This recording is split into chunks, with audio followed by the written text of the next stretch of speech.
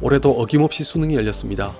무슨 놈의 시험이 해마다 온 나라를 떠들썩하게 만드는 건지 새삼스레 씁쓸하지만 긴 시간 동안 준비하신 모든 수험생 여러분들께 수고하셨다는 말씀을 전하고 싶네요.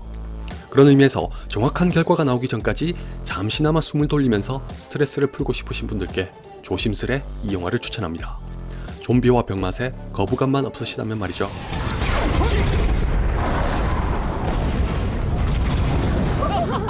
좀비랜드 더블탭은 무려 10년 전에 개봉했던 좀비랜드의 속편입니다. 좀비 영화를 좋아하시는 분들이라면 당연히 보셨을 전편의 경우는 우리나라에서 정식으로 개봉하지 않고 VOD로 풀렸기 때문에 이 영화도 그럴 줄 알았는데 용케 개봉했네요. 아마 감독이 베놈의 루벤 플레이셔고 작가가 데드풀의 폴 워니까 렛리즈라는 점이 유리하게 작용하지 않았을까 합니다. 전편이 개봉하고 10년이 흐르는 사이에 확실한 마케팅 포인트가 하나 생긴 덕분이죠. 사실 속편에 대한 얘기는 오래전부터 나오다가 무슨 이유에선지 잠잠하더니 이제야 볼 수 있게 됐다는 게 좀 걸렸는데 아닌 게 아니라 좀비랜드 더블탭은 시작하자마자 그 부분을 짚고 넘어갑니다. 정확히 기억은 안 나지만 대충 지금까지 기다려줘서 고맙다는 뜻이었던 것 같네요. Bummer. We got taken hostage by a 12-year-old. Little girls mature way faster than boys. 그렇게 문을 여는 영화는 전편과 마찬가지로 딱히 대단하다거나 특별할 만한 내용이랄 게 없습니다. 그냥 어느 날 문득 좀비가 창궐한 세상에서 소위 말하는 아싸들 4명이 뭉쳐 지들끼리 지지고 볶다가 좀비들을 물리치고 하나가 되어 살아남는다는 게 전부입니다.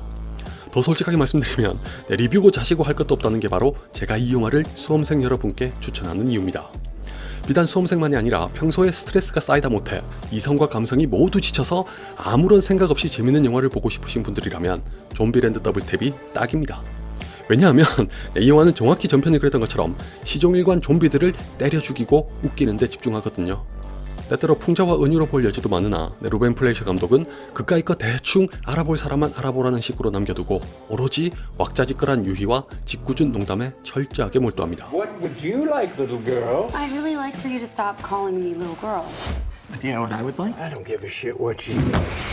그 바람에 PC와 페미니즘을 칼같이 중시하는 사람들이 보면 입에서 피를 토할 것도 같은데 유심히 생각해보면 딱히 부정적인 쪽으로만 묘사하는 것도 아니라 문제 삼을 정도는 아니라고 생각합니다.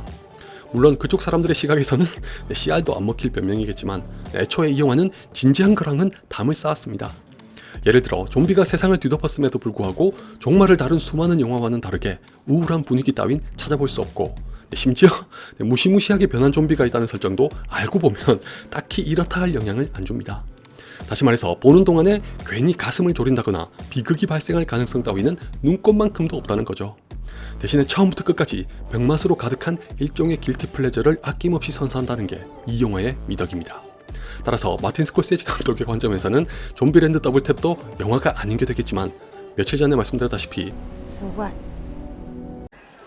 Fuck, so what? So what? 이 와중에 기본에 충실하면서도 전편을 보강하려고 노력했다는 건 칭찬할 만합니다.